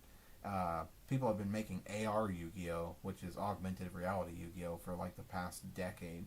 VR Yu-Gi-Oh has existed forever. So, like, dual discs are completely possible. It's the kind of dual discs that get portrayed in the shows that aren't possible. And let me explain. So, Kaiba always says, and in every introduction of every dual disc is that, or monsters being summoned, is that they're real and they can do damage most of the time. And usually the way they describe holograms and how they function is the problem. Yu-Gi-Oh! Using holograms is the problem in general, actually. And what it really is they should be using AR or VR. In fact, Yu-Gi-Oh! Vrains is more or less the most realistic depiction of Yu-Gi-Oh! That you would possibly get out of any of these. Because it would be a device that works both in the game, out of the game. The play format in the game is like speed duel, so it's more like an MMO, rush duel, speed duel, like Yu-Gi-Oh! Duel Links kind of thing. In fact, they made a Yu-Gi-Oh! Duel Links extension called Yu-Gi-Oh! Solid Vision, which will be Yu-Gi-Oh! In VR at some point. So I'm just saying, like, yeah, and the second most realistic depiction is Yu-Gi-Oh! Zexal, probably, because not just the dual disc, but the AR device. And making the AR device to where it doesn't disturb anybody else but other people who use it is pretty much Pokemon Go, but Yu-Gi-Oh! You know what I'm saying? So, like, they could do this a bajillion different ways. They could sell you a device that just works with your phone and ports your deck over from Master Duel. You know what I'm saying? Like, and it just runs Master Duel with the second layer that is the monsters being summoned. They're already making really nice quality digital monsters in that game anyway, as like little mates and stuff, so it's not impossible. I think it's just a tremendous amount of cards to port over and give 3D effects to. and so that would all have to be like on a network and server, kind of like Master Duel, and it would just take a lot of effort for them to do that. I don't think it'd be impossible. They've done lots of 30 Yu-Gi-Oh games, and I also think if they just limited the card pool as they've done with Speed Duel or Duel Links as it releases, it would be really easy. That's my 2 cents on that matter. So we definitely got the tech to make it. I don't think we're short there on how to get that stuff done. But let me. I think I'm gonna make something here to help share the other. Pretty much, I gotta add a thing to it real quick. Don't worry. Basically, I'm gonna be adding my video capture device so that you can see me without the green screen. Right. This will make it way easier to see me and see the dual disc and see what we're talking about. So this is the original, or the 5D's dual disc, and as you can see, it's kind of bulky, it's kind of big. Even the blades are big. Like, this is essentially just a Brains dual disc, and when I'm holding this puppy out, I'll point it down a little bit, you can kind of see that most of these blades don't come near my hand. Like, if I'm playing cards, this isn't great. And so I'll put the other blade on there and you'll see what I'm talking about as well. So there's the other blade, and now as I'm playing cards, I'm reaching way over here. Look at my shoulder. Like, you're not supposed to be doing that. And I get that you can pull the dual disc over and play cards, but you're still putting yourself like this weird, awkward position. So when I was a kid, I always thought it was smarter to build it like this, like backwards, because then most of the blade is forward, and you're not hyperextending your arms to do anything. So that's why I keep making the argument that the blade should be built forward and not backward behind your elbow and all that nonsense. But I do have some other dual disc designs that we can break out if you guys are interested, which is basically all the Neo dual disc designs. And those ones are quite cool, I think. They're basically all the weapon dual discs and stuff like that. I can't really grade them on a tier yet because a lot of them aren't finished. But a lot of them are, so, we could grade the ones that are. But basically, most of those are like dagger and stuff like that. So I think you guys understand like how I feel on the practicality of these. But for example, this would be one. So this is like the dual dagger. And basically, the idea behind this one was deck box, graveyard. This is for Neo Duel, so you only need 2 zones. So basically, if I want to make this into a sword, I've made tons of videos where I've made them this long, and as a sword. The idea is that if I'm dueling you, what would you rather be doing? Playing cards like this, like behind your elbow, or playing cards gently like this, right? Like, that's just the idea. So having a blade forward makes much more sense. So a lot of the Neo dual daggers, dual discs are made forward like this. I do have interesting ones that you might have seen in like the shorts. Like this one's a dual claw. This will be in one of the upcoming little shows that we've got. But basically, these are all made for like characters for a show. So they're made to be kind of practical, like having the deck box angled so that if I'm actually drawing the card, it suits my shoulders and body instead of drawing like just because the box is, you know what I'm saying? So there are ergonomic design choices, but there are also ridiculous choices like putting a zone on every blade just to make it look cool, but then that wouldn't be like the best way to play, putting my fingers between some claws to play a card, right? But that's what I'm saying. So some of these Neo dual discs are made just for like the show and for characters. This one's kind of less practical than the Athens Shield. I showed this one off recently in a video, and this one's a bit better. Let me grab a couple cards. You'll see what I'm talking about. So here's a card, and this one's just a little bit better as a dual disc design, because even if I want to extend these zones to the bottom, you could for 5. But this is again Neo Duels for a character in the show. But the deck is actually built in a way, and this is what I was talking about before, where if you're holding a dual disc up on your arm, you don't want to relax and then drop all your cards. So your deck needs to be designed to where when you do relax, it doesn't do that. So all the cards actually need to be designed to where they face up. So it also is actually better for drawing, because if I'm having to reach over like this to draw like that, it's kind of weird, but if you're just picking up a card, it's actually a lot easier to do that. So this one's one of my favorite, like, simple designs, because it's like perfectly half dual disc, half weapon, half shield type of thing going on, and it only has the extra monster zone and the main monster zone, because again it's for Neo Duel. Then you got your graveyard right there. They're all, everything, see, that's what I'm saying, like everything's within a nice, relaxed, reachable distance. And if I don't want to be holding it up to be all dramatic or whatever, I can just relax. I can still draw a card and put it on the disc or whatever. Like, that's what you want a dual disc to be ultimately, is it's kind of wearable tech, but it's big. So let's see, I haven't seen this one. This one's kind of cool. It's basically the dual disc shield axe thing, and it has all the weapons inside of it. So this one's kind of a goof, made for a big character, but it's the one with basically zones that are going to point angled, and it's going to have the detachable blades that turn into swords, and then the detachable blades turn into swords, turn it into a giant axe for goofs, because why not? So this one right here is a weapon dual disc for one of our characters for the show. So there are ones that are kind of like, they do different stuff. That's fine. But I can't really grade them, like I said, because to me most of these aren't really finished. They're just works in progress for 3D printing later. So this is like a bit more of a shiny one. That's a bit more finished. This is the dual scythe fusion sword type of thing. So basically this one has a rotating deck box, so that if I want it to be more of a field in front of me, I can angle this. So it's probably one of my better designs. Additionally, it does have a Master Duel kind of like capability by having all 5 zones.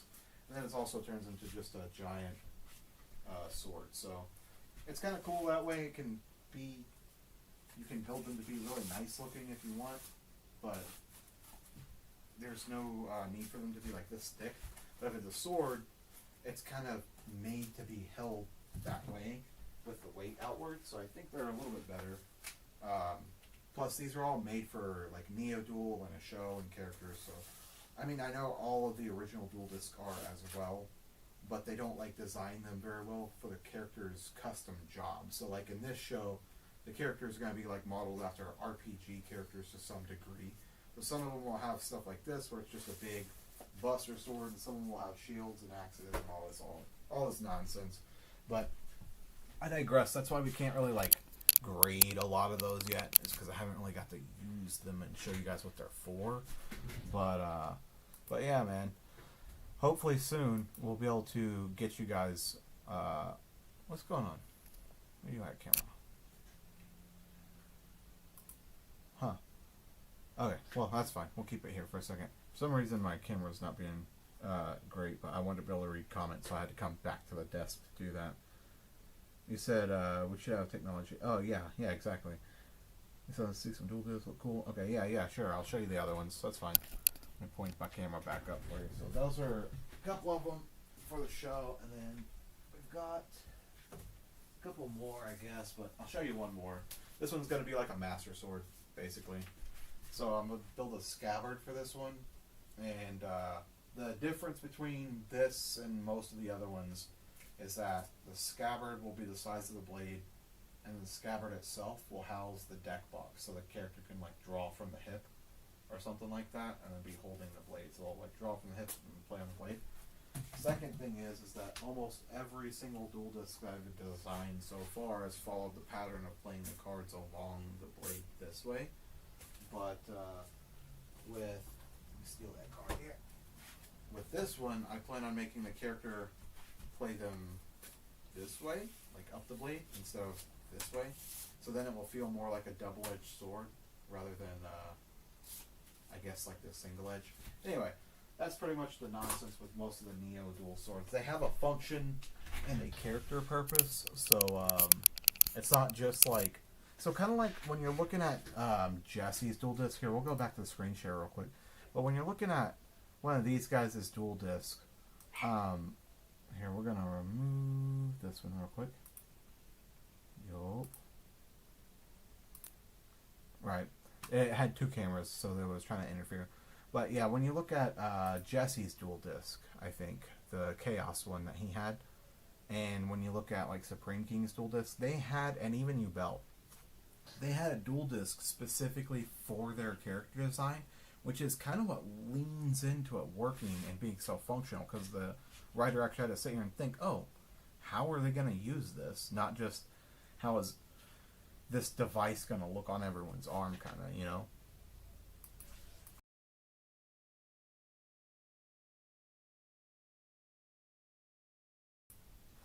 Yeah, so to answer your question, a lot of the prototypes, are made of cardboard, and some of them are made of hard foam, some of them they're actually made out of different materials as they progress through the stages. So, for example, I do have, I do got ones like this that are made of metal. So this is a steel, very light steel alloy dual disc blade that I've got. And so, you know, I make some of my own like that, but to get to that stage, especially as they're more complex, you kind of want to start with paper and cardboard so they're inexpensive to experiment with ideas and shapes and designs and like how things, especially like that giant fucking Monster Hunter one, just putting that together, just, you want to build stuff like that out of cardboard. Even if you're going with like just some hobby foam, that stuff can still be so expensive. So just, I say use as much cardboard as you can to design all of your prototypes or work out all of your kinks. And then once you do that, you can just basically scan one of these sons of bitches with a Kinect scanner into a 3D scanner, and then you can print out the basic shape after you've kind of like touched it up if you don't feel like remaking it from scratch. But yeah, we've got a 3D printer. We plan on bringing some of that stuff to life. I can show you one more thing. So let me go back to my screen share. I can show you one more thing. So if I recall correctly, let me show you something special, kids. I think I showed this off previously on a video or something, but I want to show you guys today a little something I've been working on. So this is for the 3D print of a dual disc sword or a dual disc dagger. That blue one I literally just showed you, it's this guy. So if you we're gonna zoom out. Do the selecting, yeah.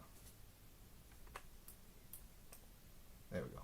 Anyway, so it's not supposed to be gold or whatever, but I'll fix that in a second. But basically, you can see what we have here is the deck box, a dagger, a blade. I was thinking about this element being able to slide in and out. So this piece here. You see what I'm saying? Like being able to move this around or slide it back and forth on a tray for the spells and traps. But I digress. This is kind of like the dual disc daggers functionality. You're supposed to be able to put this away and draw it, and you know it's got the deck box in there. And basically, if you're not going to be fighting with it, you're not going to have cards loaded onto it. Likely, it's just meant to function that if someone ran up to you, right, and playing Yu-Gi-Oh. Like you're summoning monsters that have physical capability, whether they're made of hard light or it's a shadow game or whatever. The idea was that if I run up on you and I can just stab you, there's no reason to worry about, right? But if you can defend yourself with a monster, then now I have to defend myself also with a monster. So it's like escalation of weapons, but in the Yu-Gi-Oh world. So like it starts out as just cards, just games, but then like, okay, cool, if you're not a duelist or if I can catch you off guard, I'll just fuck you up first and take your shit rather than trying to, like, go through all this trouble, you know? Because it's like, why would... They always had to find these interesting ways of, like, why people wouldn't be violent or use violence in the original Yu-Gi-Oh! So, like, even in the dubs, they had to, like, you know, take all the guns out and all that stuff, so it was just so goofy. So, I mean, that's partially why we have the shadow games and, like, items and magic and stuff, but you can't fight every battle over magic, right? The whole world can't be fighting over magic, so it's like, why is everyone solving their differences with duels rather than just beating the shit out of each other or calling the cops or doing what normal people do, right? So the idea has to be that there's some rule of law or some sort of you know, escalation that causes duels to be the way to solve the problems. So, yeah, definitely. And yeah, dude, I appreciate that. How do I make them? So, dude, I just print them out of my head. I don't know what to tell you. I make that claw and that shield yesterday in about 3 hours because I just wanted to. So, like, I just take a big sheet like this. Big old sheet of something. Big old sheet of board. Just like this. And if I can think of a shape, then I just draw it on there. I don't usually use a ruler or anything. I don't really need that kind of stuff. I will use a straight edge, but not a ruler, if that makes sense. So I don't need to like measure inches. Most of the time, the only thing I use as a measuring tool is like the card itself to make sure all zones fit right. But usually I'll sleeve a card and then sleeve the card sleeve as well before I start tracing on it. But yeah, basically just like any of these you see, like I'm not being cocky, but anything you see that we've shown off today, I could definitely build. There would be no problem. I don't know why, but I can just see all the parts in my head on the inside and outside of all these devices and how they should go together, and that's kind of it. So like I've made probably, I don't know, like a ton of these weapon dual discs. Like I can't even count how many shorts videos I have on different ones that I've built. But essentially, when I start the process, I just have like a general idea on how it should work, and I'm like, okay, sit down and like how would these parts move in and out. Every once in a while I'll have a really complicated design like the giant switch axe, where I'll make it out of just paper, like just normal paper, like all flat pieces.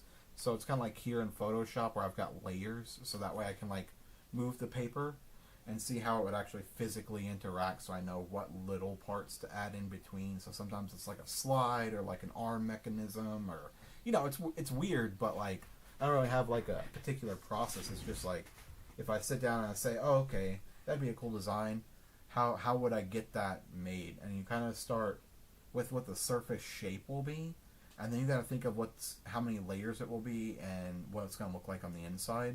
And I think cardboard's a really good way to do that because you can layer it up, and it's literally 3D printing, but with cardboard. So you got to be patient enough to like trace everything and cut everything. But I mean, you know, it's not crazy difficult. I think anybody could learn how to do it, especially if you use a lot of the methods I've shown you guys how to use through shorts for like the card zones, making sure cards don't fly off your dual disc.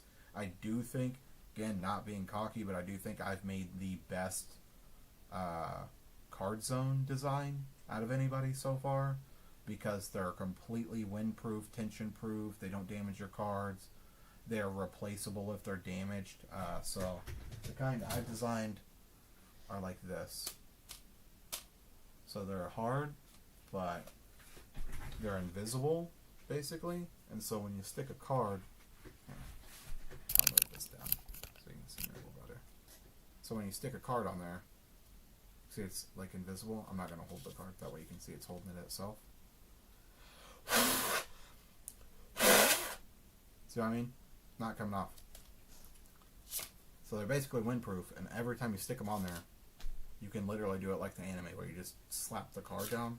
So I'm the guy who invented that. So basically, I think personally this is the best like card zone design. So these are easy to make, but if I damage this design by this zone by bending it, I made all the zones attachable by one little screw, and because they're all parallel to each other, they keep each other straight. So if I destroy this zone somehow, I warp this or bend it or something, it gets heated or something, I can take this off and replace the entire zone without having to change up the whole dual disc. So you just got to be really innovative. And this is made of super light tin and light steel. So like there's just this I actually used, and it was really functional, and I designed this one to feel more like a real dual disc. So but I digress. I just think those are design elements you could, yeah, they don't damage the card. So basically that's completely have you ever heard of like whenever you machine cut something so it's like so smooth that it doesn't have any friction? So that's not even a card in a card sleeve, dude. This is like a 20-year-old card. It's like a 20-year-old card, and these are usually known for being kind of rough after the years, or a little sticky. But that was the point, is I used testing with old cards. And yeah, so you just stick them in, and they don't, like, do anything to your cards. Doesn't damage the edges, and you can actually see your entire card. So, like, you're not worried about running into that bolt or anything, because I actually built a stopper right there at the edge where it'll stop it from running into the bolt. So yeah, if you damage the card, it's completely on you for being like super rough with it. But the dual disc itself isn't going to do it, and neither are the spell and trap zones. Like, everything just slides in and out, no problem. And I made them like that because those sleeves, those card sleeves, are made to not damage your cards. So I use those as my starting point for these. So I went through maybe like 10 different designs probably at the most for how those should be cut. But it's real simple. I even made a short video on how I make those specific card zones for you guys. Yeah, they do need to hire my ass, dude. I'll be fucking doing crazy stuff. I need to get Konami over here and get me a job. At least as a card designer. I think at the very least, they should pay me to make cards. I have a weird fundamental knowledge of how to create a card rounded. Like how the effects need to work, cost, and like balance and all this stuff, and play fair. Like, because when I design a card, I always think, okay, well, if this was played against me, how much would I hate it? And if I play this card, how much will I enjoy playing the card? So you have to walk like a fine line, and I really think I enjoy designing cards probably more than anything. But dual discs are pretty dope. So I'm going to pull this tier list down because we're kind of done with the tier list part of the video. But let me know what you guys think is your favorite dual discs here in the comments as we start to wrap things up. And if there's any other, dual disc related things you want to talk about before we go here. What Neo Duel disc was your favorite? And also, don't forget to watch Neo Duel when it comes out this summer. We're getting real close to getting it out to you guys. So I am curious, though, what your favorites are. And what the hell, I can even show off some promo stuff for you guys if you want here at the tail end of the video on mine as well, because it'll be kind of cool. So this is why I said I should do card design. So here you go. These guys are called Superheroes. So this is a card design that I'm going to show you guys because we're making them for Duo Duel. And Yu-Gi-Oh Duo Duel is the sequel to Yu-Gi-Oh Neo Duel. Okay? Yu-Gi-Oh Neo Duel is the movie I just mentioned that will be coming out this summer. It takes place with the Neo Duel format and all that stuff. The gist is that in Duo Duel, characters will team up and pair up to duel together. But in this series, I've got a few cards that I call Superhero. And the reason they have nothing, like this was for a goof or something else, but the reason they have a green screen image is because I'm going to take a picture of a character and then put him on the card and then bring the card to life by making the guy pop out of the card because it'll be the same image or whatever. You'll see what I'm talking about. It's going to be dope. But so these are like character designs, and also this is a functional deck design for Neo Duel. So there's no superhero archetype. So I thought it'd be really dope to make superheroes, right? But they still fall under the HERO like archetype and be able to use all the other cards that heroes can use. So these guys are psychic hero types. They're not many. There's only 5, I believe, because this is for Neo Duel, and I have to make 40 monsters come to life for Duo Duel. Which means I gotta put 40 motherfuckers in costumes and make them come to life so that we can make enough duels for that show and not constantly use the same monsters over and over. But I digress. All the cards are made, the script is done, everything's done. We just gotta get filming for a Duo Duel. Anyway, this card is discarded, you can special summon it. When this card is normally special summoned, gain life points equal to the levels on your field combined times 200. Now remember, there's only 4 monster zones total on the entire field, so it's not like OP or nothing. Once returned, discard 1 card from your hand, then target 1 spell or trap on the field and pop it. But if you look at this card design, he's got 14 and 12 and 4. Like this is designed like a Yu-Gi-Oh card. It's not OP, it's not bad. It's got the 3 effect rule to some degree.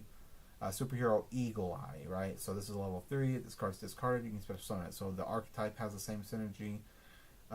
When this one is normal or special, you deal 500 damage to your opponent, right? Once per turn, discard 1 card from your hand, add 1 hero. So think of these like Dark Worlds, but psychic superhero. So these guys, if you see the white card in here, it's not for this. This white card I have to convert to a Neo monster, so it looks like a Neo monster. It means I need to do work. But I also have to create the actual card so that when I'm writing the scripts, the cards work like they do. And then you have Superhero Gold Blast. This is the normal. Every monster in the Duo Duel needs a normal, and they also all need a Duo subtyped card for the show. Shining Example, yeah, I don't need to read his flavor, but basically it's 24-12, and you can see his design like a Yu-Gi-Oh card. It's not, but that's my point. It's not just they look like Yu-Gi-Oh cards. These cards function like Yu-Gi-Oh cards. I plan on releasing these cards once they're finished with all the artwork and the characters have been shown on the show to the audience as like a collectible. And I want you guys to be able to play the cards, so it would be kind of impractical to design all this stuff for them to just kind of like not work or be goofy, or for the story to not make sense or something. You said the original, you like the sword? Yeah. Which one? The big fusion sword? Most people like the fusion sword, which is the one with the rotating deck box. The little dagger is a big one that a lot of people like. The blue dagger one. I will say this: the blue dagger we're using in the movie upcoming. So I think in the movie, one villain uses like a dual sickle. Another villain uses like there's not a lot of characters in Neo Duel. It's probably going to be the smallest cast because it's a very centralized, very small story, but not. It's small because it's like not the whole world. It's like the guy saving his town to start. You know what I'm saying? Not like his whole planet. But yeah. It's going to have only like 3 or 4 dual discs in Neo Duel. Neo Duel is going to show you guys how we got to weapon dual discs in the first place, and then Duo Duel is going to like exacerbate that to like we went way out of hand, and then in Tri-Duel we're going to get into building dual disc guns. So it's going to be like it got way out of hand. Now everybody needs a gun. Like it's going to be the Wild West. So I think it's going to be kind of cool. I can't wait. It's going to be a very long project and experience, but at least Neo Duel's pretty much already done and about to be released, so that's good. That's why I keep doing all the promos for it and stuff, because I want you guys to get hyped. But guys, if that's everything, I think I'm gonna go ahead and get out of here. I really appreciate all you guys coming to the stream and sticking around, putting in your 2 cents about which dual discs you think are good, which ones you think are bad, and honestly suggesting the dual discs that you wanted to see. And I'll pop that tier list up for everyone just to see on their way out. And we'll recap it real quick. But we got 3 S tiers being Yubel, Zexal, and the Supreme King. Which basically means Supreme King kind of like got this whole category. And then of course you got our A tier, which was actually a lot bigger than I thought it was going to be initially. Containing a lot of unique dual discs, but mainly just practical ones. B tier being kind of similar with just a few drawbacks. C tier being ones that just aren't very practical. D tier being ones that were kind of dumb. And E tier just being stupid. Just really stupid. But with all that out of the way, I just wanted to recap that for you guys. I think it's been a wonderful stream, guys. Thanks so much. I really appreciate you. Have a wonderful day. And I will see you hopefully in our next upcoming stream. I'll be making some more stream schedules. Probably next week. I'm going to try to make some more videos in between. But get hyped for the Neo Duel movie. We'll be dropping the first part hopefully here in June.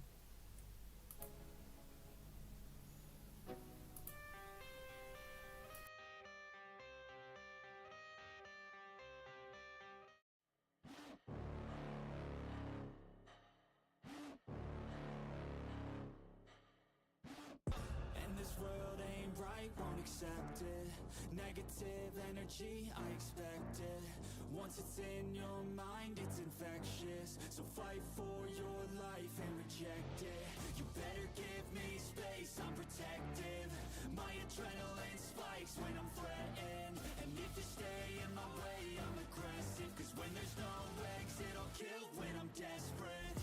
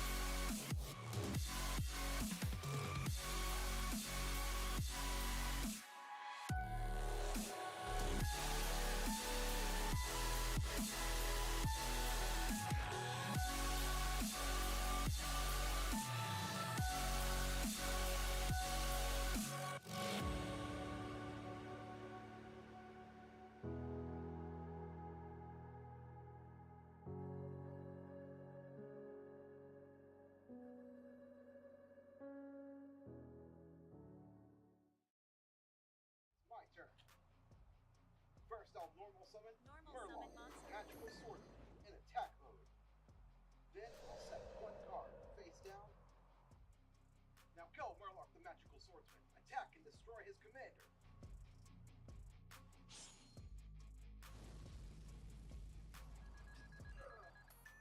You'll pay for that.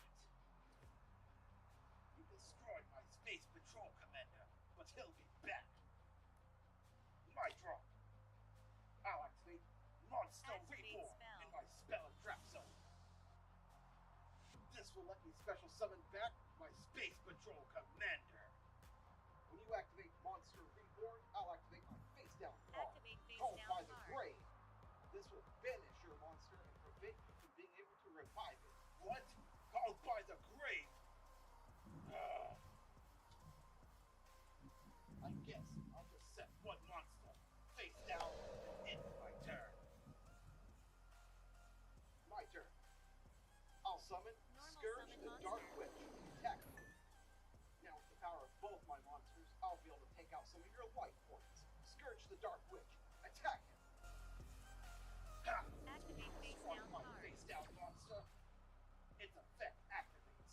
Go, Man-Eater Bug. Slice him up. Oh no, a Man-Eater Bug. You may have just